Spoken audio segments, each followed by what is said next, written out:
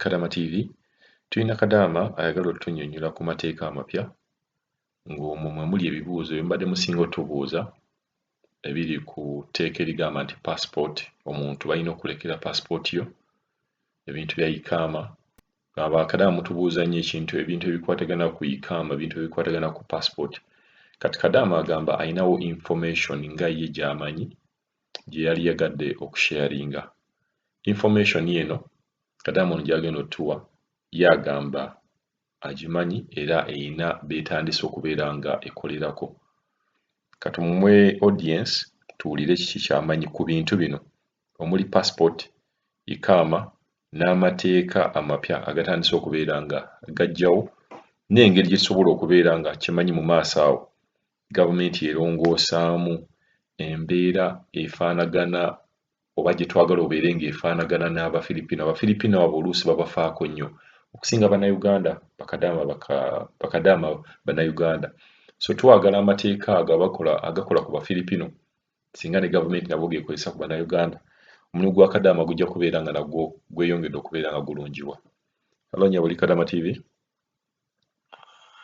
Mr. Kadaama nkulamusiza ssebo kansiibira osiibye bulungi kaakati waliwo emboozi gye ndabye ey'omukyala eyeebuuza etteeka lino eppya eryafuluma ekya paasipooti abantu bano okuba nga bakwata paasipooti zaffe ng'okubeera mu nnyumba myaka 2 ekyo kyavaawo naye nze ku kitono kye nkimanyiiko amakampuni agamu e Uganda gaatandise okukikola kuba nina abaana bemmanyi tebannaba kujja naye nga bali mu process ejja naye nga kampuni yababuulidde naye ekyo kye yabagambye emyezi egisooka 3 mulina olina okukola mu nnyumba y'emu kati emyezi 3 egisooka bwe giggwaako awo osobola okukyusa naye ng'emyezi egisooka nga wakatuuka olina gikolera mu nnyumba emu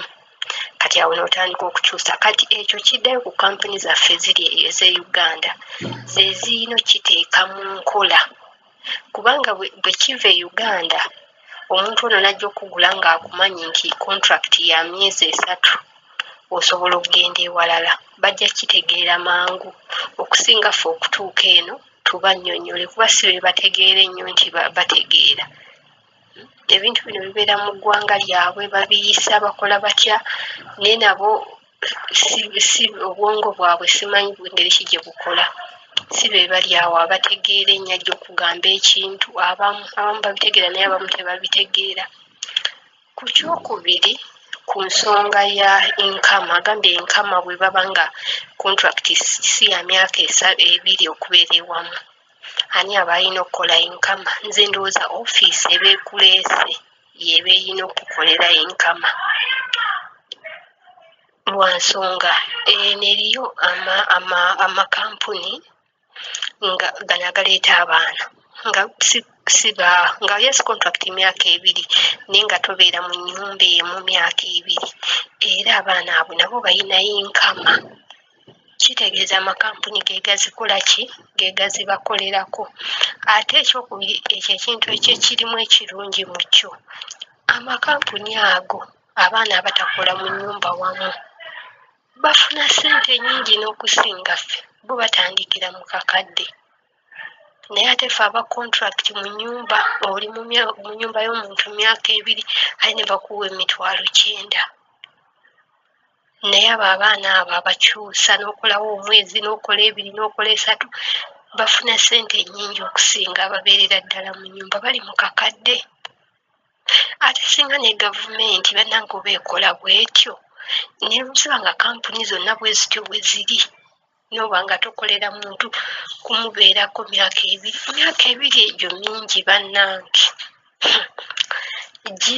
gimenya nga wagudde ku muntu omubi gimenya singa amakampuni gakyusaamu abaana ne bajja wadde contract myaka 2 naye ng'omuntu omukolera bw'oba gw'osiimye nga bakuyisa bulungi ng'oddamu renewinga bw'olaba nga tobasobola ng'ate onoonyaako ewalala ndowooza bandikyusiza amakampuni gonna ne gakola bwe gatyo.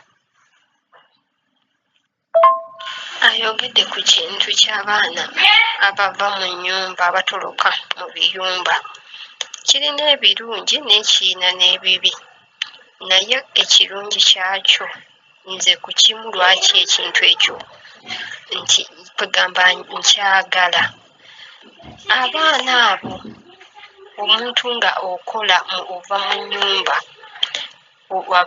beno gye bali abalina apartments ne bapangisa ne bava we bava, yes akasente bafunako kangiko okutusinga, naye ekirungi ekikirimu bannange owummulako oba otandise ku ssaawa 12 n'omala ku 12, oba otandise ku emu n'omala ku 12, owummulako n'ogamba nti okuva ku ssaawa emu mpummulako ne neebaka n'obwongo nabwo ne bukola ki ne buwummula.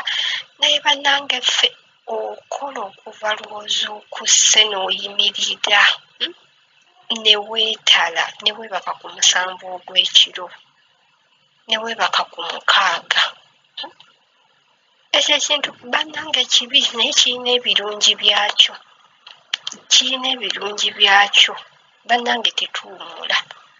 Ate ne bw'ogamba nti owummudde, abantu beno beebaka misana. Ekiro baba bali mu kwogera, bali mu kutambula, bali mu kulya, abaana bazannya. Ne bw'oba weebase ku 5 oba ku 6, toyinza kwebaka, abaana baleekaana. Abaana baleekaana teweebaka. W'ogambira nti weebake ng'omuntu yenna bw'alina okwebaka ziba ssaawa nga 10. Awo nabo baba beebase, baba bagenda okwebaka. Kati ate manyaawo oba olina kutandika kwetegeka kuzuukuka. Bannange tusula bubi, abaana basula batambula. Naye bwe muba nga mulina we muvanga mmwe nga mwepangisiza, oddayo ne mwebaka. Kale wadde floors kuliko bano abalala baba batibukira eyo. Naye wano obeera mu nnyumba yaabwe, oluusi twebaka mu bisenge nti olina privacy eri awo, abaana bwe bajja bwe bateekateekako amataala, bwe bakola batya. Banna ekintu ky'okuwummula ekyo kikulu nnyo. Okola naye nga towummula. Ekintu ekyo banna ekitukosa. Gakwano ne gavumenti yaffe naye oba teteekayo maanyi.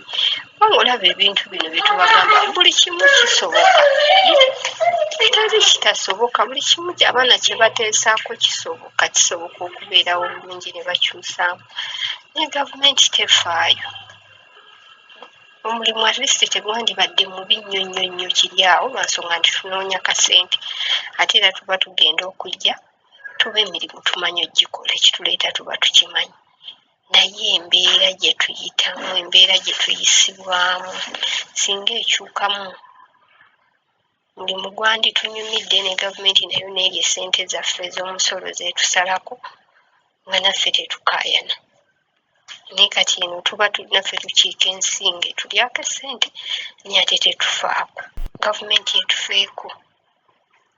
Bw'eba tesobola kulwana kulaba nga batwongeza ku musaala, tuve ku 9,000, ekyuse mu njisa gye batuyisa, engeri gye tuyisibwamu, eteekewo amateeka ate gagobererwe.